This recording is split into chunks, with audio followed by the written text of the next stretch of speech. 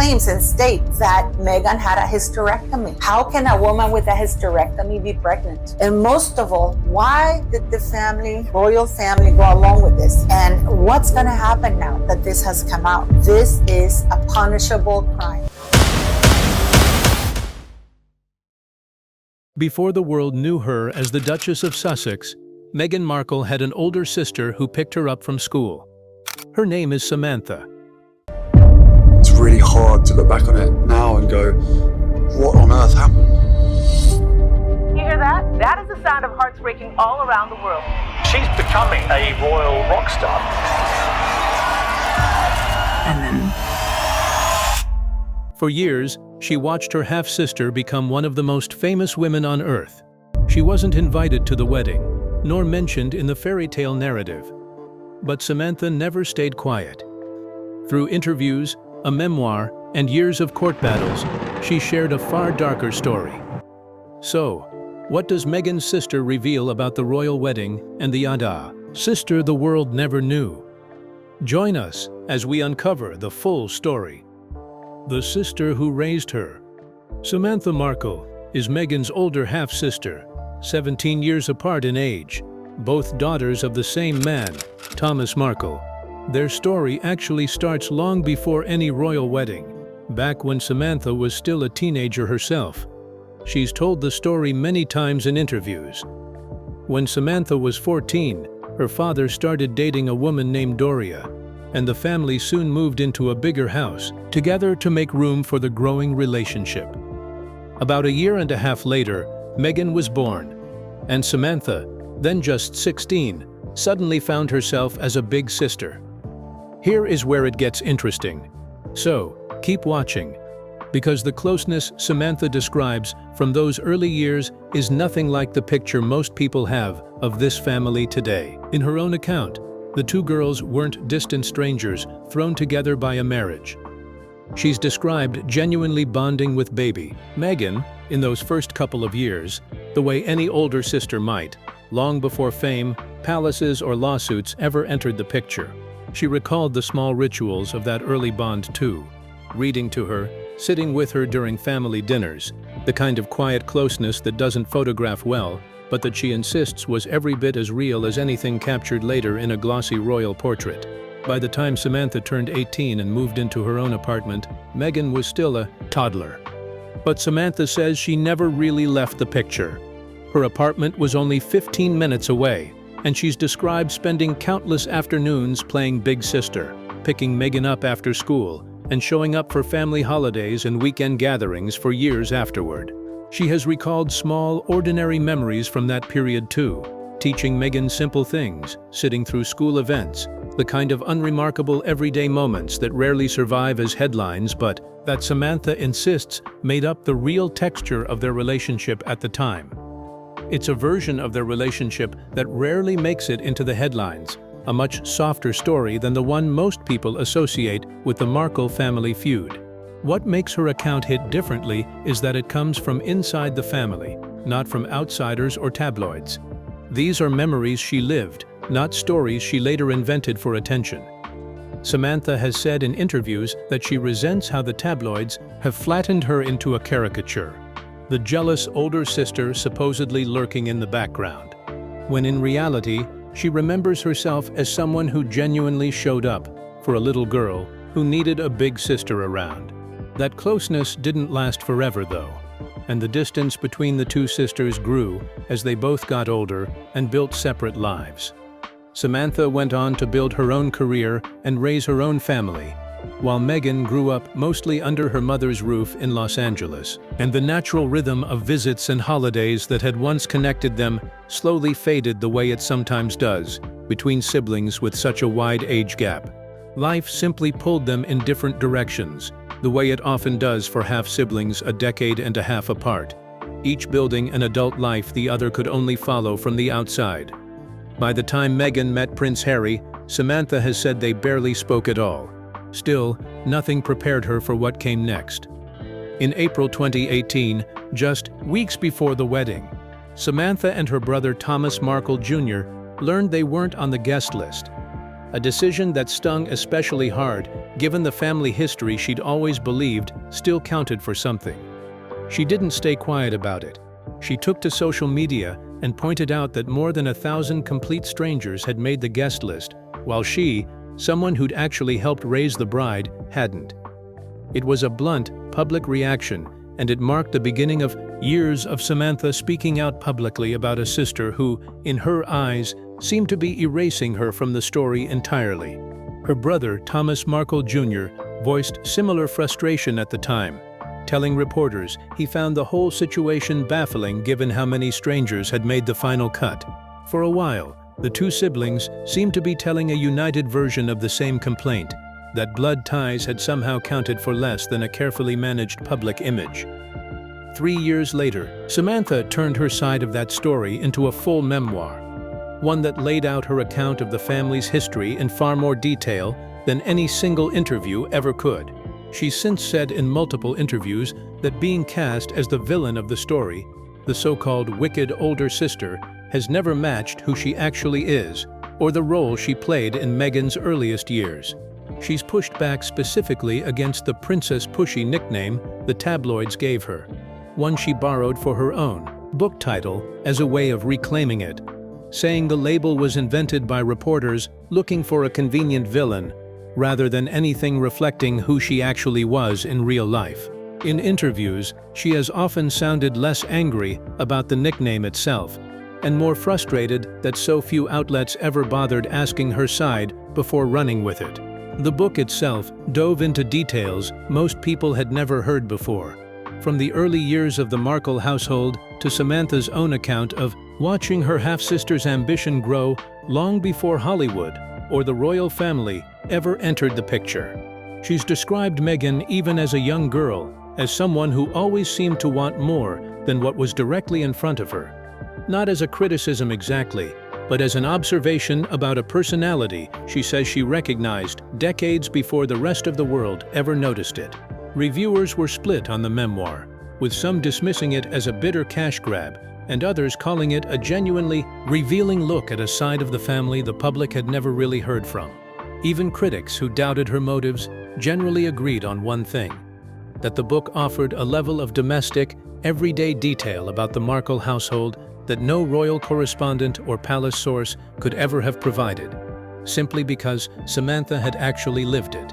That detail became part of the memoir's lasting appeal even among skeptical readers, since no outside journalist, however well connected, could ever replicate a first-hand account of decades spent inside the same family. That frustration only grew once a UK documentary later dug into why so few of Meghan's own relatives, aside from her mother, ever showed up on her wedding day. The special brought in outside voices too, including commentary from a biographer who'd spent years studying Princess Diana's own life, drawing comparisons between how the royal family had once handled outside relatives and how the Markles were being treated decades later. That biographer's perspective added an outside layer of credibility to the special, since it wasn't simply Samantha's own account being aired, but a broader look at how royal families in general have historically dealt with relatives who don't fit neatly into the official story. For Samantha, appearing in that documentary was another chance to put her own account on the record, rather than leaving the story to be told entirely through Meghan's carefully managed public narrative. What Samantha says really happened. Once Meghan's fame exploded, Samantha didn't hold back her opinions about how her sister had changed, or about the version of the family story Meghan was telling the world. She said in more than one interview that the sister she remembered from those early years, the little girl she used to walk to school, seemed to disappear almost entirely once the cameras arrived, replaced by a far more calculated public figure who rarely, if ever, mentioned the family that had shaped her earliest years. That sense of being written out of the story, Samantha has said, hurt more than any tabloid headline ever could. Because it wasn't strangers erasing her, it was someone she'd once helped raise. One of her most repeated claims over the years has been that Meghan developed what she's called an unhealthy fixation on Princess Diana. Samantha has pointed to old photographs where she says Meghan appeared to be mimicking Diana's gestures, her clothing, choices, even small mannerisms, long before she ever became a royal herself. According to Samantha, it wasn't a coincidence. She said she believes Meghan studied Diana's life closely, long before Harry ever entered the picture, because that was the world she wanted to be part of. She's pointed to specific details over the years to back that claim up. From the perfume Meghan reportedly wore on her very first date with Harry, which Samantha says matched one Diana was known for, to photographs she's described as eerily similar in pose and expression to pictures of Diana taken decades earlier. Whether those details amount to real evidence of anything or simply reflect two women who admired the same historical figure is something reasonable people can disagree about. But it's a theory Samantha has stuck with for years. She's acknowledged in interviews that she can't prove intent, only pattern. But she's maintained that the sheer number of small overlapping details taken together felt like more than coincidence to her long before most royal commentators started noticing the same parallels themselves.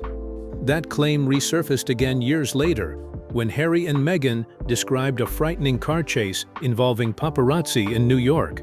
Samantha didn't hold back there either, publicly questioning how a chase with no actual collision could be described as near catastrophic, and suggesting the story leaned on the memory of Diana's own death in a way she found uncomfortable. She's argued that invoking Diana has become something of a pattern whenever the couple faces criticism or wants public sympathy on their side. It's a sharp accusation, and one Harry himself would likely reject outright, given how carefully he has spoken about his mother's memory throughout his adult life. But Samantha has never softened the claim, repeating versions of it across several different interviews over the following years, always circling back to the same core argument, that grief and legacy shouldn't be used as a shield against ordinary scrutiny. Samantha has also spoken bluntly about what she describes as a toxic dynamic between Harry and Meghan, arguing publicly that the relationship has changed both of them for the worse over the years. She's claimed that the version of Harry the world sees now, more guarded, more combative with the press, more distant from his old life, isn't the person she believes he was before Meghan came into it.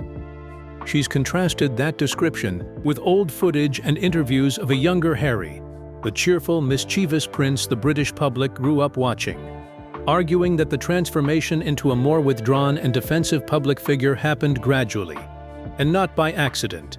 She said watching that shift unfold in real time, mostly through headlines and interviews rather than any direct contact, still left her with a strong opinion about which direction it had all been pushed in and by whom. Royal commentators have offered similar observations over the years, though most stop short of attributing the change entirely to any one person, pointing instead to the cumulative weight of tabloid scrutiny, family conflict, and the loss of his mother at a young age. Whether or not people agree with her read on the relationship, it's a claim she has repeated consistently across nearly every major interview she's given since the wedding. Family letters have also played a part in Samantha's account. She's spoken about an emotional letter their father wrote to Meghan around the time of the wedding fallout, something she's described in interviews as proof that Thomas Markle's heart was genuinely broken by how things unfolded, not evidence that he was simply chasing tabloid money the way some coverage suggested at the time.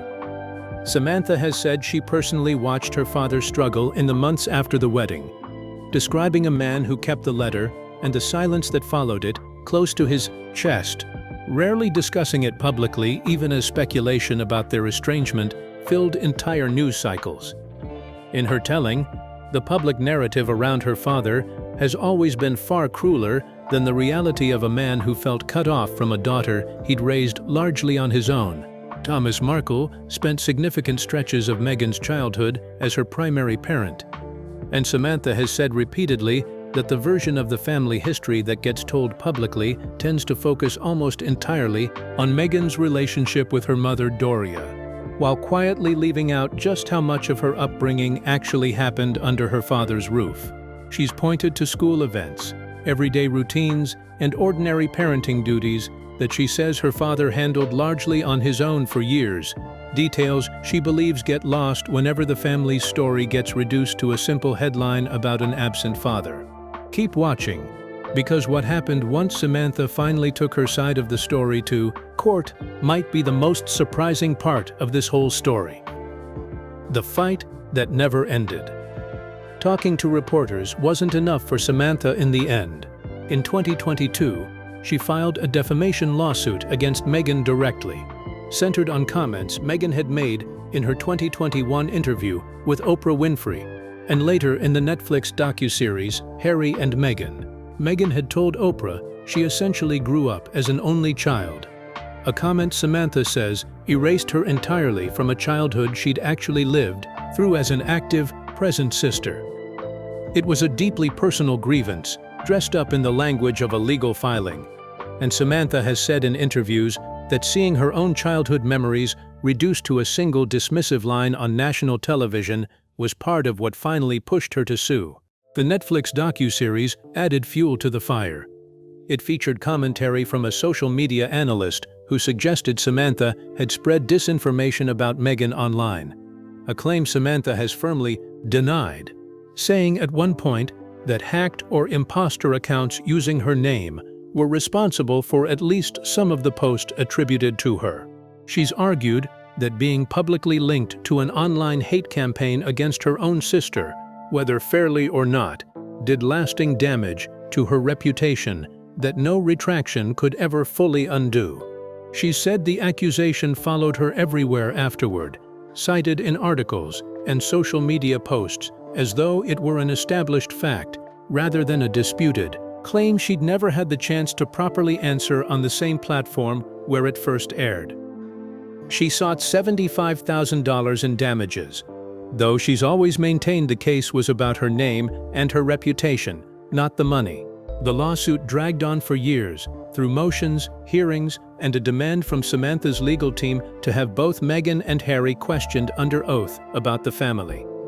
At one point, Meghan's own lawyers tried to pause the discovery process entirely, while they pursued a motion to have the case thrown out, a request a federal judge ultimately denied, ruling there wasn't sufficient reason to delay. That decision briefly raised the possibility that Meghan and Harry could actually be forced to sit for depositions, something that would have meant answering pointed questions about their family under oath, rather than through the carefully worded statements they'd relied on for years. A judge eventually dismissed the case in March 2024, ruling that Meghan's comments were a protected opinion about her own childhood rather than a statement of fact that could be proven false. In her written ruling, the judge specifically noted that a person is generally entitled to characterize their own upbringing and their own relationships in their own words, even when a sibling strongly disagrees with how they're being described.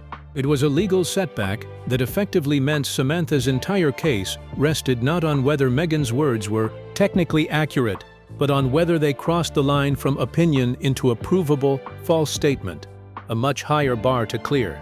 Samantha refused to let it go there, appealing to the 11th Circuit Court of Appeals, where oral arguments were finally heard in September 2025 in Jacksonville, Florida. During those arguments, the panel of judges pushed back hard on Samantha's legal team, questioning at points whether the appeal actually engaged with the substance of the original ruling or simply repeated arguments the lower court had already rejected. Legal observers watching the proceedings described it as a rough day in court for Samantha's side, with little indication the panel was persuaded to revive the case. One attorney who followed the hearing closely noted that appellate judges rarely tipped their hand so clearly during oral argument, which made the skepticism on display that day feel especially telling to anyone reading between the lines. By early 2026, the courts had sided with Meghan for good, closing the book on a legal fight that had defined years of Samantha's public life. Meghan's attorney said afterward they were pleased the court had dismissed the case in full, calling it a matter that should never have taken up years of the court's time to begin with. For Meghan, the ruling represented a clean, final legal victory, one that let her draw a firm line under the entire episode and move on without the lingering threat of a trial hanging over her. Her legal team called the outcome upsetting, arguing that regardless of the ruling, the damage to Samantha's reputation and daily life had already been done, pointing to years of online harassment she says followed Meghan's original comments. They also noted that the entire fight had unfolded largely in public view, meaning Samantha had absorbed years of criticism and mockery from strangers online, with no real opportunity to present her full case to a jury, since the lawsuit never made it past the earliest stages of the legal process. That, her team argued, was its own kind of injustice, regardless of how the underlying legal questions were ultimately decided. In her own filings, Samantha had described feeling publicly destroyed, unable to even run ordinary errands without being recognized and confronted. She said strangers have approached her in grocery stores and parking lots, sometimes supportive, sometimes hostile, treating her less like a private individual and more like a character in a story they'd already decided how to feel about, long before she ever said a word to them directly. Royal watchers have noted that the entire saga cast a long shadow over Harry's own quiet efforts to repair ties with his family back in Britain. A reminder that reconciliation on one side of a family doesn't erase the wounds still open on the other. Every time the Samantha lawsuit resurfaced in headlines, it seemed to drag attention right back to old family wounds, just as Harry appeared to be making quiet, careful progress, mending fences with his own father and brother across the Atlantic, undoing months of low-key diplomatic effort in a single news cycle. Samantha, for her part, has said she has no regrets about speaking out, even after losing in court. She compared the years-long fight to an exhausting marathon. She says it cost her far more emotionally and financially than headline readers ever realized. Yet, given the chance, she'd apparently choose to run it all over again. Looking back on the entire saga, from a teenage big sister pushing a stroller around a quiet neighborhood to a courtroom fight over a few sentences spoken on national television, Samantha has framed her own story as a simple one at its core, a sister who loved someone deeply once and who never stopped wanting the world to know that part actually happened, no matter how the fairy tale eventually got told.